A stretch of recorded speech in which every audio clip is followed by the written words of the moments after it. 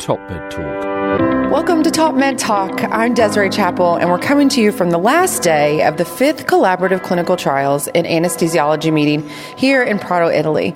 I'm joined by our Editor-in-Chief, Monty Mythen. Hello, Monty. Desiree, wow, what an amazing meeting.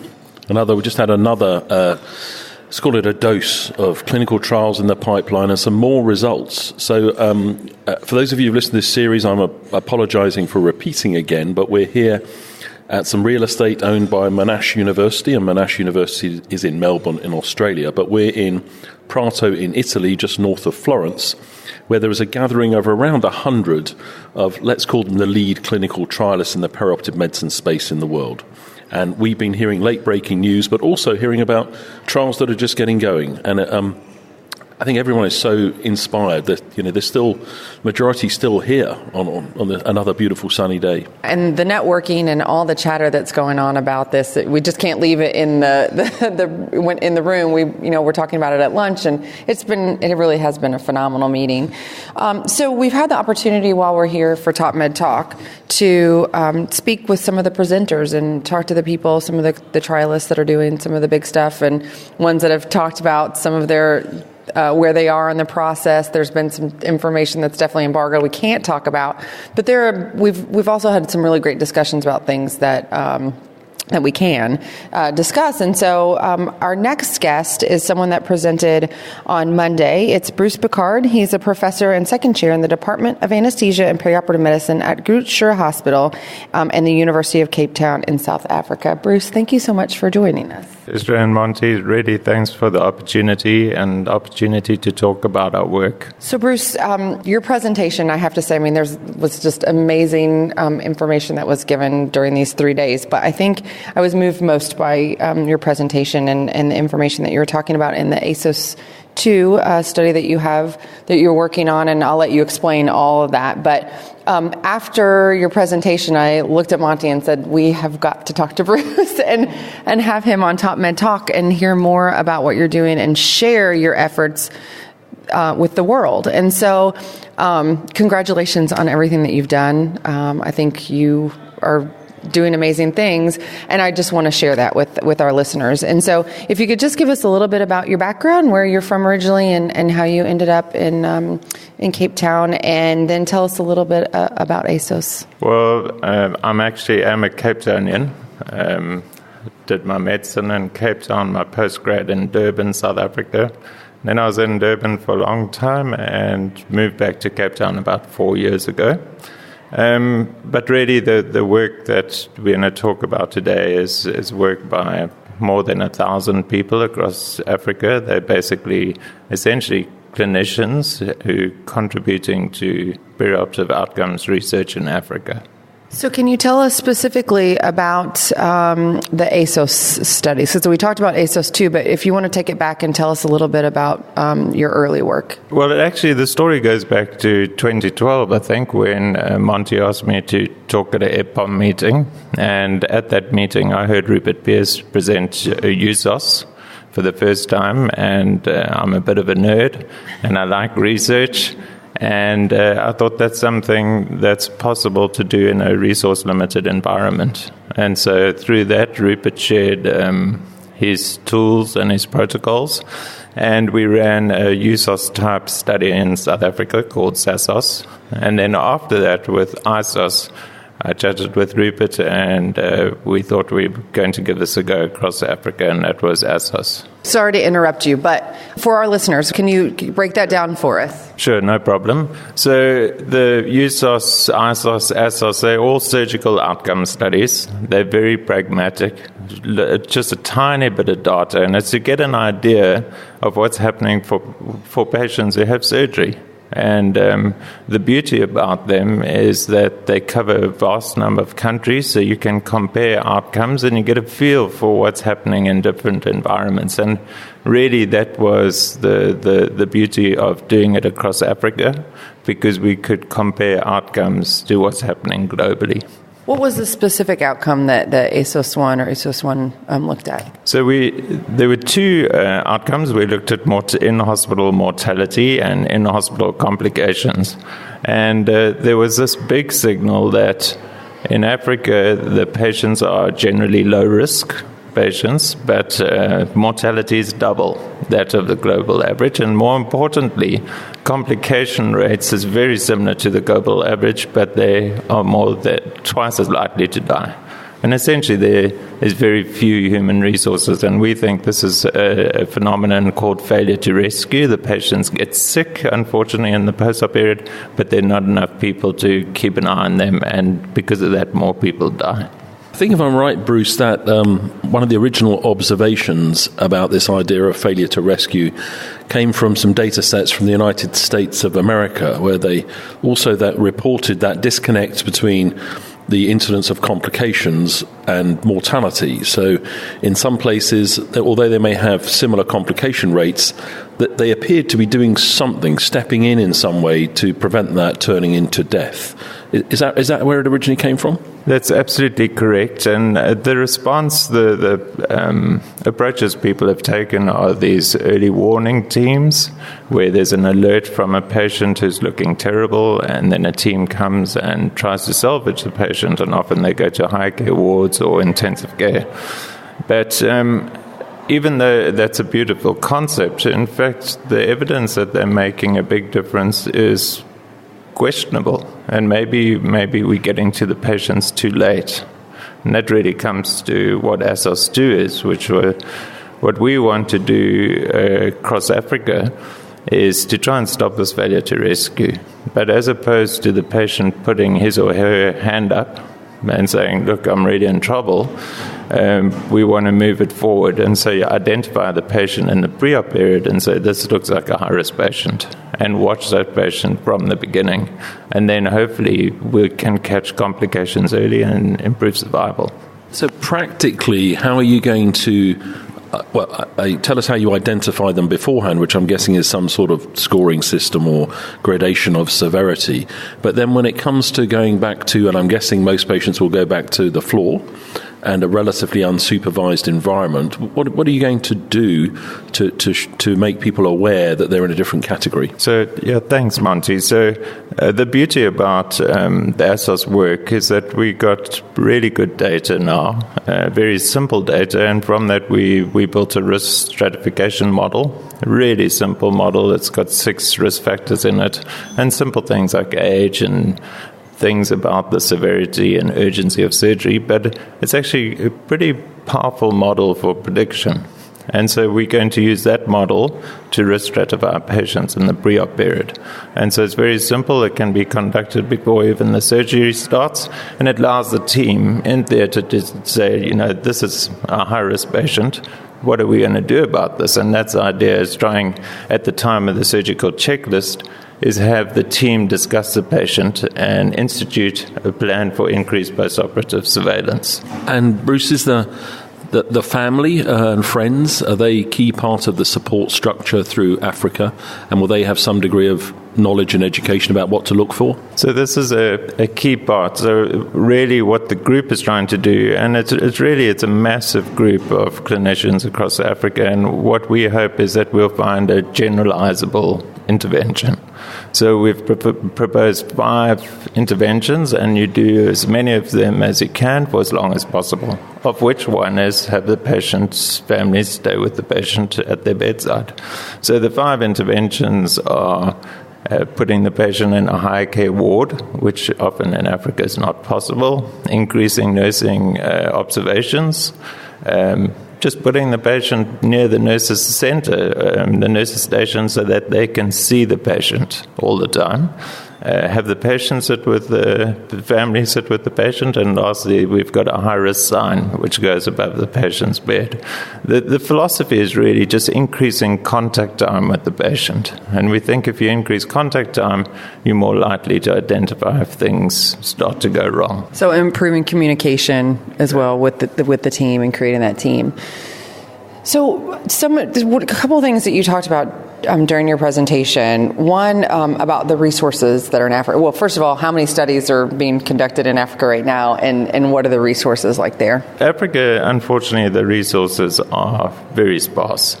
So what we saw in ASOS was, firstly, that from a human resource perspective for health care, there's a global recommended safe minimum of number of personnel to provide safe surgery, and Africa's, depending on the country, is about 20 to 50 times below that safe threshold.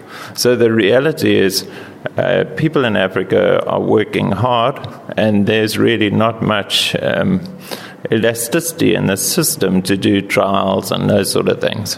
So the reality is Africa does not really contribute to perioperative or surgical research, and the result is, I feel, interventions which are context sensitive to the African environment are not being identified.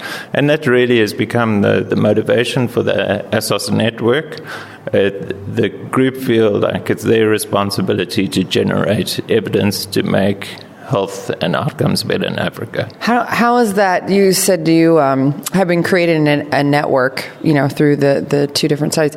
How has that improved communication and do you think improved outcomes already so far in Africa? It's certainly improved communications. So there are more than 1,000 of us now who work together. And we've collaborated a lot. I think we've got a very good idea of the picture of Africa, which is, you're twice as likely to die if you have surgery in Africa. If you're a mother and have a cesarean section, you're 50 times as likely to die. These are really strong signals of a need to do something. That's the first thing. And after ASOS, what we did is actually we conducted a survey on barriers and facilitators of research in Africa, and it's an extremely emotional type survey. There was qualitative data in it as well, where researchers and clinicians wrote free text, and in the free text, the real message that comes across is this is our problem, and we've got the capacity to take ownership for it and improve outcomes. So I think as a group, the group has got a very strong vision and philosophy. One of the other slides that you showed, or that you were talking about, you showed kind of the number of hospitals participating in each one. Has that varied between the ASOS 1 and 2? Yes, so when this whole ASOS network started, it was essentially cold calling across the continent and, asking people, please join us. We want to try and do something and introduce us to people. And so just on that cold calling and blind trust, we built up a network of 250 hospitals in 25 countries. But now, having had such success as a group, now the group really is very strong and unified, and is growing quite quickly now. So for ASOS 2, we need 650 hospitals. At the moment, we've got about 380 participating hospitals, and we are over 30 countries now. And I think it's remarkable that some of the countries are in countries which are extremely resource limited, like Sierra Leone, Liberia, DRC. So I think that's testament to the individuals who are participating. Bruce, I think one of the slides you showed about the countries that have joined in, I was trying to count quickly. It looked as though there are only about 6 or 7 who haven't been able to join in yet. And you reflected on some of the challenges those countries had. And I particularly noticed Zimbabwe because I think it was about 35, 36 years ago, just after Robert Mugabe, let's call it, took over at that stage. I was there as a medical student, and what an amazing country, what a beautiful country at the time. But I got the impression from you that you thought it would just be too difficult for them to join in at the moment. Zimbabwe participated in ASOS 1, a brilliant, large contributing country to the trial and great clinicians and colleagues. Unfortunately, at the moment, I think it's politically very difficult, and that's why in that slide I couldn't show how many hospitals we had from Zimbabwe. I think it's very difficult for them at the moment. Unfortunately, I hope that things will improve and that they will be able to participate. So there was another country, was it Namibia? Can you tell us about that one? I think you're asking about Libya. Oh, is it Libya? Yeah. Oh, sorry. So in Libya, there's a civil war essentially carrying on, and it tells you again a lot about the people. So we have hospitals in Libya which are participating immaterial of what's happening at home, and so I imagine the conditions for our colleagues there must be really difficult, but they're also so committed that they will continue to participate immaterial of what's happening at home. So, Bruce, the other thing you touched on briefly was resources, because no matter how collaborative people are, there's always a resource requirement somewhere. And I got the impression that you'd asked a lot of people and you hadn't necessarily broken through to the typical classical funders yet. They'll come, they'll listen, and they'll get there. But you have had some support, is that right? My personal motto is I will prevail. And as a group, I think we all feel like that. So we have put some grant applications in, the sort of, as you point out, Monty, the traditional approach, and we've been unsuccessful so far. I am convinced, though, in the next couple of years we'll probably be successful, but at the moment we adopted the philosophy that we will just press on and do this. And so ASOS 1 was essentially unfunded, so it was the goodwill of all the clinicians. ASOS 2 has started exactly the same, so the clinicians and the hospitals don't get any funding. And we have been fortunate, though, in that we got some funding from Bill and Melinda Gates, through an organization called Prato. The NGO do a lot of work in communications, and they hold a grant which deals with how can we make trials or health, how can we accelerate it using mobile technology or using technology. And they were very interested in what we're doing, because obviously across Africa you can't have a rigid tech approach. You can't just use the internet or just use a certain database. So we communicate on all sorts of platforms, WhatsApp and Viber and the net, and we use Google Translate and all sorts of things to be agile and innovative. So we got some funding like that. We're $110,000 US.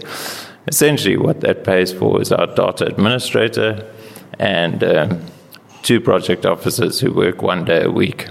And so the rest across the continent, essentially, they're doing it for free. If the presentations we've been hearing are correct, and I've no reason to doubt it, surgical morbidity mortality represents a massive disease burden, and it's up there on the scale with things that traditionally have been attracting quite a lot of support and funding, whether it be malaria, multi-resistant TB, or HIV. And it also sounds as though this is eminently, it may not be completely curable, but very curable by doing what we know already. So you're right. There's a global surgery group in the UK, NIHR Global Surgery Unit, and they led an estimate of the global burden of mortality and placed surgery as a third leading cause or association with mortality globally. And that eclipses HIV, TB, and malaria combined, I think, the surgical outcomes. So yes, hugely important public health issue, improving surgical outcomes.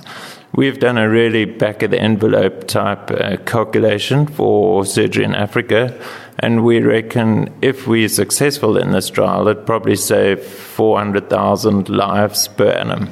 Well, Bruce, we could sit here and talk all day about your experience. I have a ton more questions, but in the interest of time, I think the best thing that we can do is, the best thing that you could do for us is just share the ways in which us in the world of healthcare and actually the world can help you deliver what you are doing with ASOS and help with other studies. What can I do tomorrow to help you? So thank you for this opportunity. I think there are 2 things people can do to help the network. I mean, the first is exactly what we're doing. It's create an exposure for the work. I think the work is super important.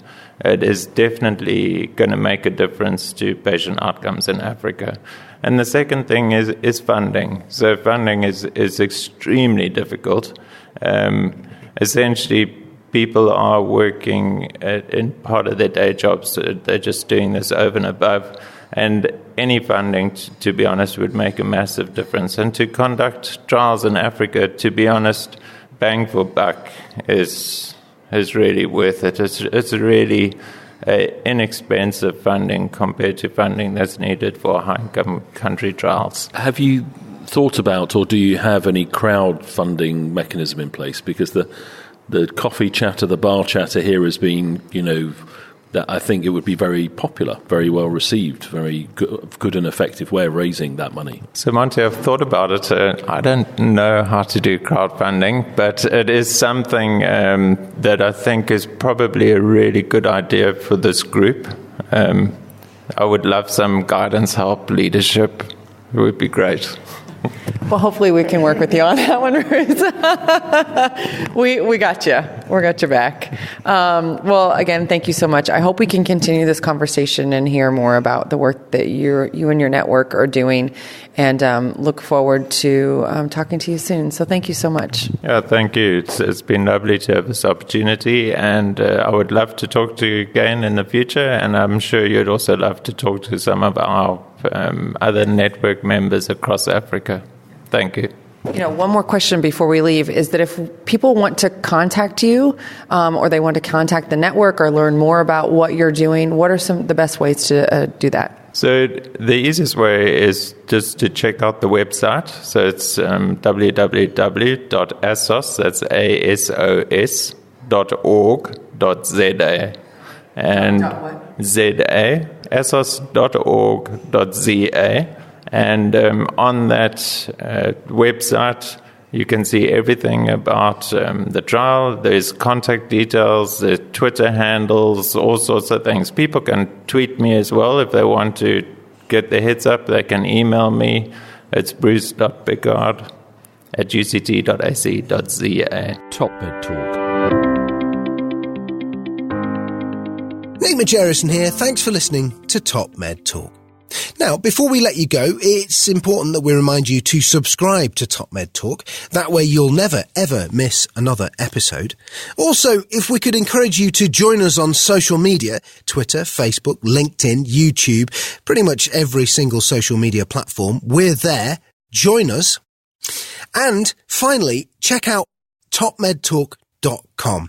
If you go to our website, you can subscribe to email updates. That way we can always tell you where we're going to be, what we're going to be doing, and how you can join us. TopMedTalk.com, and click on the section marked email updates. Finally, TopMedTalk is proud to act as the broadcasting arm of EBPOM, Evidence-Based Perioperative Medicine. We'd love you to find out more about them as well. ebpom.org is their website. That's ebpom.org. And if you go to ebpom.org/meetings, you can find out about some of the wonderful meetings that we attend and cover across the year here on TopMedTalk. That's ebpom.org/meetings.